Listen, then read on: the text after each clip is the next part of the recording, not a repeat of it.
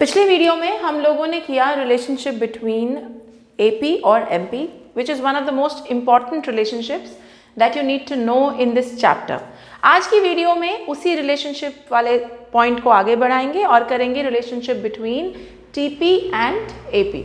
Welcome everyone, आप लोग देख रहे हैं Eco World Digital Classes and this is micro economic series for standard 11th। Like I said, chapter चल रहा है प्रोडक्शन का। आज है आखिरी वीडियो प्रोडक्शन के चैप्टर की। We will do 2 topics today in the video. एक हम करेंगे टीपी और एपी का रिलेशनशिप और करेंगे difference between long run and short run का production function. Okay, see relationship questions 3 है। So there are 3 variables in the chapter: total product TP, average product AP, marginal product MP. इन तीनों का आपस में रिलेशनशिप क्वेश्चंस आते हैं, यानी टीपी और एमपी का रिलेशन, एपी और एमपी का रिलेशन और टीपी और एपी का रिलेशन। टीपी और एमपी का relationship is exactly the same जो हमने लॉ ऑफ वेरिएबल प्रोपोर्शंस में जब हमने वो लॉ किया, उसमें जो हमने टेबल और डायग्राम बनाया, बिल्कुल ठीक आपको वही बनाना है जब आप टीपी और एमपी करें। इसीलिए मैंने उसको रिपीट नहीं किया है, because we'll take it up from there. Okay, बाकी 2 रिलेशनशिप्स रही एमपी और एपी की और टीपी और एपी की। एमपी और एपी हमने पिछली वीडियो में कवर किया और आज करेंगे टीपी और एपी को। ओके, 3 रिलेशनशिप्स हैं, तीनों कवर हो जाएंगी। क्लियर है? चलो शुरुआत करते हैं। So like I always say, relationship question आएगा 4 या 5 नंबर का। आपको उसको कैसे अटेम्प्ट करना है? स्टेप नंबर 1, जिसका रिलेशनशिप पूछा गया है उसको करो define.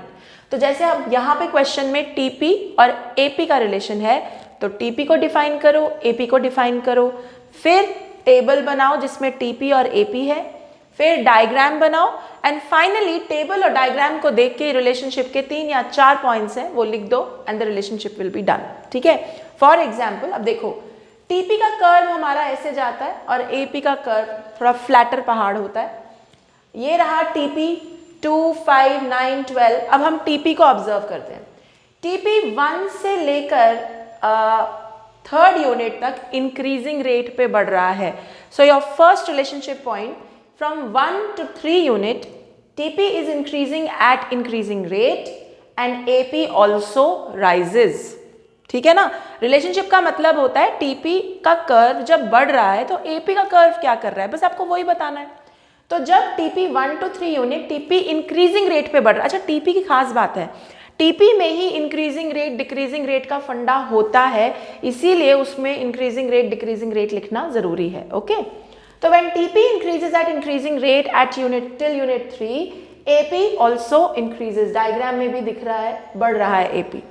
Then from 4th to 6th unit, TP increases but at decreasing rate. ये बात हम पहले भी डिस्कस कर चुके हैं।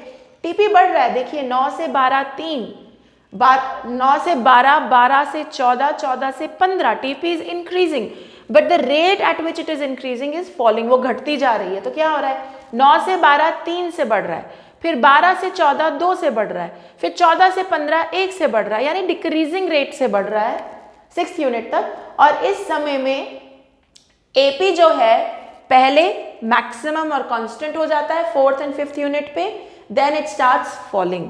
तो आप क्या लिखेंगे? From units 3rd to 6th, TP increases at decreasing rate but AP becomes constant at maximum and constant at 4th and 5th unit and then falls. ठीक है? Finally 7th and 8th unit पे TP becomes maximum and constant, 15-15 दिख रहा है आपको, while AP continues to fall. Finally at 8th and 9th unit, TP falls and AP also falls. यानी आपने कुछ नहीं करना रिलेशनशिप क्वेश्चन में, सिर्फ फॉर्मेट का ध्यान रखना है कि कैसे अटेम्प्ट करना है और एक टेबल में टीपी याद कर लो।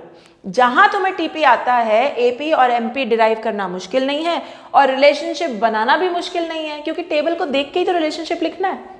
काम खत्म, जैसे मैंने अभी तुम्हारे सामने किया। Okay, are we clear?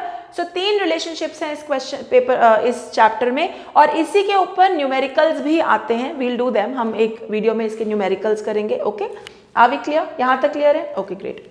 अब लास्ट टॉपिक जो है चैप्टर का वो है difference between short run and long run production function. दोनों में क्या फर्क है? तो जब मैंने ये चैप्टर की शुरुआत की थी, मैंने कहा था इस साल हम माइक्रो में शॉर्ट रन प्रोडक्शन फंक्शन कर रहे हैं, यानी टेक्निकली 1 साल में प्रोड्यूसर प्रोडक्शन करते हुए किन चीज़ों का ध्यान रखता है वो डिस्कस करेंगे। और लॉन्ग रन हमारे सिलेबस में नहीं होता, we do that in graduation, ठीक है। लेकिन हाँ, हमें सिर्फ एक चीज़ समझनी है, लॉन्ग रन और शॉर्ट रन के प्रोडक्शन फंक्शन में क्या फ़र्क है। यानी प्रोड्यूसर जब साल भर के लिए शॉर्ट रन में अपनी प्रोडक्शन करता है वर्सेस जब वो लॉन्ग रन में प्रोडक्शन करता है तो किन चीज़ों का फ़र्क आता है वो डिस्कस करते हैं। ये डिफरेंस कई बार आ जाता है फॉर 4 मार्क्स। अब डिफरेंस के लिए मैंने शुरुआत से कहा है, डिफरेंस वाला क्वेश्चन आप टेबल फॉर्मेट में ही अटेम्प्ट करेंगे, टैब्यूलर एंड विद बेसिस। आप बेसिस, पहला कॉलम बेसिस का बनाएंगे, फिर दोनों कॉलम्स बना के डिफ्रेंशिएट करेंगे। Okay, so let's understand this. देखो मैंने यहाँ पे बेसिस लिखे हुए हैं, फिर शॉर्ट रन, फिर लॉन्ग रन। सबसे पहले फैक्टर्स। शॉर्ट रन की खासियत है कि शॉर्ट रन कम टाइम पीरियड है, तो सिर्फ एक फैक्टर वेरिएबल है, बाकी फिक्स्ड है। यानी जो 4 फैक्टर्स ऑफ प्रोडक्शन है, लैंड, लेबर, कैपिटल, एंटरप्रेन्योर, उसमें से प्रोड्यूसर सिर्फ एक फैक्टर को चेंज कर सकता है, क्योंकि शॉर्ट रन है, टाइम नहीं है, इतनी जल्दी कोई लैंड कैपिटल चेंज नहीं करता। तो एक ही फैक्टर वेरिएबल है, बाकी सारे फिक्स्ड हैं, यानी आप उनको चेंज नहीं कर सकते शॉर्ट रन में in order to increase production. On the other hand जो लॉन्ग रन है, 5 साल हो गए तुम्हारे बिजनेस को, 6 साल हो गए, तो अब तो तुम कुछ भी चेंज कर लो प्रोडक्शन बढ़ाने के लिए।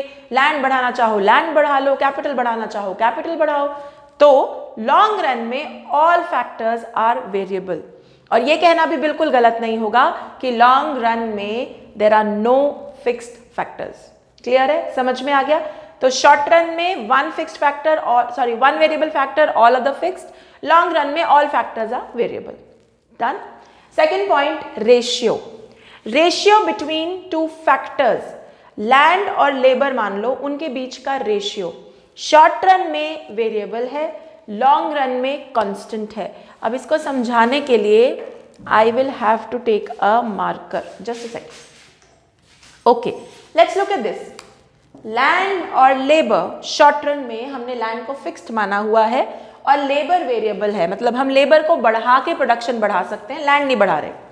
तो हमारा रेशियो पहले क्या है, 1:1। एक पीस ऑफ लैंड पे मान लो 1 यूनिट ऑफ लेबर तुमने लगाया। अगला, उसी लैंड पे, अब तुम लैंड तो चेंज नहीं कर सकते शॉर्ट रन में, तो उसी लैंड पे तुमने 2 लेबरर लगाए, फिर उसी लैंड पे तुमने 3 लेबरर लगाए, उसी लैंड पे तुमने 4 लेबरर लगाए। यानी जो इन फैक्टर्स का आपस में रेशियो है दैट इज वेरिएबल। वेरिएबल शब्द का मतलब है प्रोन टू चेंज, बदल सकता है। बदल रहा है ना तुम्हारे सामने, पहले 1:1 था, फिर 1:2 हुआ, फिर 1:3, 1:4, 1:70, 1:80। लैंड तो फिक्स्ड है ना, तो वो 1 ही रहेगा, लेकिन वेरिएबल फैक्टर बढ़ाया जा सकता है। इसीलिए शॉर्ट रन में जो रेशियो है बिटवीन फैक्टर्स वो वेरिएबल है। The proportion between factors is variable, prone to change. ठीक, but in the long run this ratio is constant. How? Let's understand this. इसको समझते हैं। अब लॉन्ग रन में लैंड भी वेरिएबल, लेबर भी वेरिएबल, सब कुछ वेरिएबल, यानी आप सब कुछ चेंज कर सकते हैं, बढ़ा सकते हैं प्रोडक्शन बढ़ाने के लिए। ओके, तो लैंड और लेबर ये हुआ। अब सेकंड 2:2, आपने लैंड भी बढ़ा दिया 1 यूनिट से, लेबर भी 1 यूनिट से बढ़ा दिया, फिर आपने फिर लैंड बढ़ा दिया, लेबर भी बढ़ा दिया, फिर लैंड, फिर लेबर। यानी आप जैसे जैसे लैंड बढ़ाएंगे, जितने प्रोपोर्शन से आप लैंड बढ़ाएंगे उतने ही प्रोपोर्शन से आप लेबर भी बढ़ाते जाएंगे लॉन्ग रन में। तो जो प्रोपोर्शन है दोनों फैक्टर्स का, आपस में जो रेशियो है वो कांस्टेंट ही रहने वाला है, क्योंकि अगर तुम लैंड 50% से बढ़ा रहे हो तो लेबर भी बढ़ानी पड़ेगी 50% से। तो 1:1, 2:2, 3:3, so the ratio between factors remains constant. Okay, clear? Second ये। Third, returns. शॉर्ट रन के प्रोडक्शन फंक्शन को कहते हैं रिटर्न्स टू फैक्टर। मतलब ये चारों फैक्टर्स की मिली भगत से, जोड़ तोड़ से शॉर्ट रन प्रोडक्शन फंक्शन बनता है और इसीलिए उसको नाम दिया गया है रिटर्न्स टू फैक्टर, यानी फैक्टर्स की जोड़ तोड़ का कारण है, इसीलिए returns to factor. On the other hand जब आप लॉन्ग रन में जाते हैं तो आपका स्केल ऑफ बिजनेस बढ़ जाता है, यानी स्केल मतलब साइज। पहले छोटा मोटा काम करते हो, फिर बड़ा काम करते हो, तो जो स्केल ऑफ ऑपरेशंस है वो बहुत ज़्यादा बढ़ जाता है। इसीलिए जो उस समय आपको रिटर्न्स मिलते हैं हम उन्हें कहते हैं returns to scale. So short run production function is known as returns to factor, long run production function is known as returns to scale. Are we clear? Finally scale change, scale का क्या हिसाब किताब है, short run में कैसा होता है, long run में कैसा होता है। तो शॉर्ट रन का जो स्केल है वो है छोटा, तो स्केल नहीं चेंज होता, साइज ऑफ ऑपरेशन, बिजनेस का लेवल नहीं बदलता, साइज मतलब पहले छोटा काम फिर बड़ा काम। लेकिन जैसे ही लॉन्ग रन आता है आप सारे फैक्टर्स बदल सकते हैं, आप लैंड बदल सकते हैं, आप वर्कर्स बदल सकते हैं, तो ऑब्वियसली जो आपका स्केल ऑफ ऑपरेशन है, काम करने का लेवल, वो बहुत ज़्यादा बढ़ जाता है। So the fourth point is scale which does not change in short run and which changes in the long run. Okay, I hope the concept is clear. Difference बहुत बार आता है, ये difference between short run and long run, और with this हमारा ये relationship question भी खत्म होता है। अब मैं एक वीडियो फाइनल करूंगी जहां मैं इनके न्यूमेरिकल सॉल्व करके दिखाऊंगी, ताकि आप लोगों को क्लैरिटी हो जाए कि न्यूमेरिकल्स कैसे करने हैं। And with that we will close production chapter. अगर आप लोग मुझे यूट्यूब पे देख रहे हैं तो लाइक, शेयर, सब्सक्राइब, कमेंट करना बिल्कुल मत भूलिएगा। Till then stay tuned, bye bye, take care.